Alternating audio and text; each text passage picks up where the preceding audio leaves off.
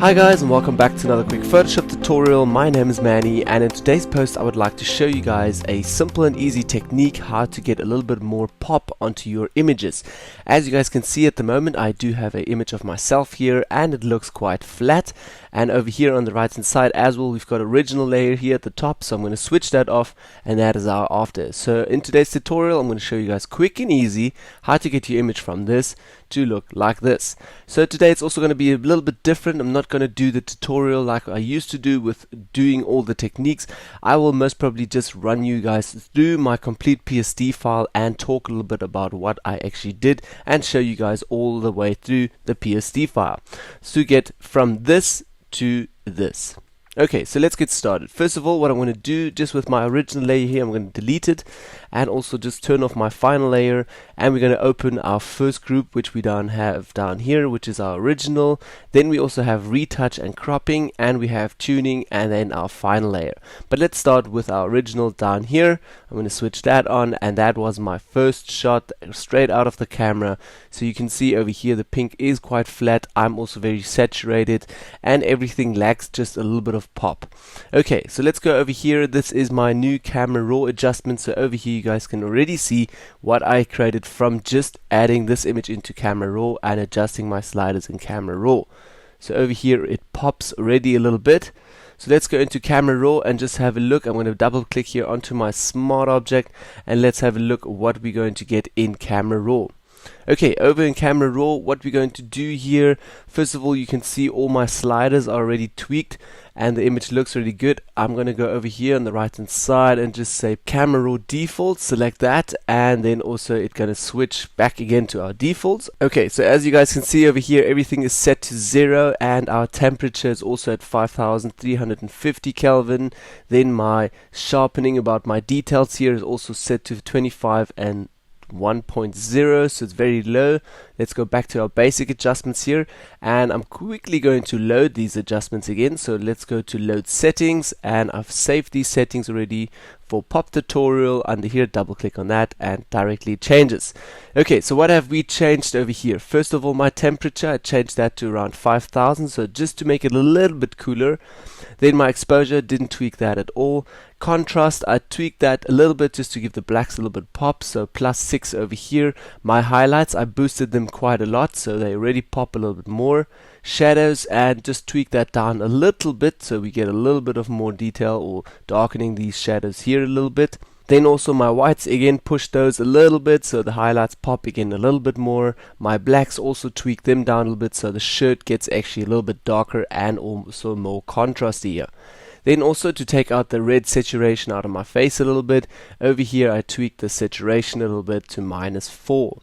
Okay, so that was all here in the basic slider. Then also in my sharpening, like I showed you in the tutorial before, my sharpening up again to 60. I actually want to take that to 70. Okay, and my radius 0.6, we can also take that to 0.5. Okay, then we're going to hit OK over here, and then I've taken that directly into Photoshop. So that was our first stage that I actually did in Camera Raw. Over here again, as you guys can see, the before and then Camera Raw after. So we already created a little bit of a pop in Camera Raw. Okay, so let's minimize the original folder here and let's go over. Then I created another new image here with I just duplicated my original layer here, my Camera Raw layer, and I rasterized that layer, which you can do via right click and just hit rasterize layer over there. Then I just cropped that layer with our crop tool and just placed it into a better position. Then I duplicated that layer again to say retouching. Over here, as you guys can see now, I just used the healing and cloning tool to retouch a little bit of my face, taking out those pimples and also all the scars and whatever, all the things that I have. Over here, as you guys can see, now it looks a bit cleaner. Then I duplicated that layer, I think again. Nope, I didn't duplicate that again. What I did after that was I created my first little layer here, increase the contrast. So first of all, just to give that again another pop, I just added a levels adjustment layer over here, and I tweaked, as you guys can see over here, my sliders just a little bit up to the midpoint to 0.92, and also here I boost my highlights quite a lot again. So as you guys can see what the different does already, I just boosted the whole image a little bit so the whole image pops a little bit. Okay, then obviously because of doing that, my whole saturation goes up again and everything gets very saturated. So I added another hue and saturation layer over here. Let's turn that on, and that is basically set also under your adjustments here, and I've just added a little bit of a red desaturation. So I went into the red channel over here, and then with my hue and saturation over here took my saturation to -4, so it's just tweaking the reds that are actually in the person or in myself here, so just to take that out and desaturate the whole body a little bit. Okay, then I added another increased contrast. As you guys will see now, if I'm switching it on and off, you guys can see how the whole black here a little bit, but also on me it pops a little bit more and I just get a little bit more contrast. So I've added that increased contrast here with also a black and white adjustment layer. Simply go here onto black and white. I selected that, and then what I did is I went into my presets again under blue filter and also switched that layer to a normal soft light. So over here under your blending options, switch that to soft light. And then now the very important part, as you guys can see, the contrast is very, very intense. So what I did is take my opacity down to say 10%. Have a look. Okay, that boosts the contrast already a little bit, and then I took it up, I think up to, yes, 18% opacity. Let's just delete this layer again. So as you guys can see, increase that with just the blue filter via the black and white adjustment layer. Okay, so that was my boosting up just the contrast a little bit, and then I went over to highlights and pop just to give my highlights a little pop again. I know they pop already a little bit, but if you increase that a little bit more, your image pops even more. So what I did here on my highlights and pop, another adjustment layer just with levels, as you guys can see, but I created a mask. So very simple. Let's turn that on and just have a look. So over here you guys can already see how stuff pops again. Just watch on the shirt and also the highlights and the face, a little bit on the arms, all of that pop again. So if I turn that on and off and on and off, you guys can already see the difference just in my face. That pops a little bit more again.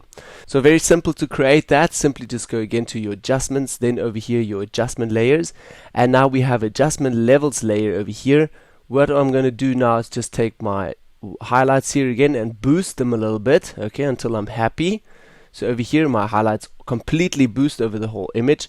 What I'm going to do is press Command E to hide all of that again, and now take my brush over here with a very soft brush that I can do with Control Alt together, hold those together and then go up and down. You guys also won't see it now because our opacity is down, so let's set that to 100, and now over here my brush is super soft, okay, and also my opacity of my brush, I'll set that to around 20%, and then on that layer I would just paint in my highlights that I actually want. So over here painting that in a little bit and a little bit more, okay, and let's have a look what happens.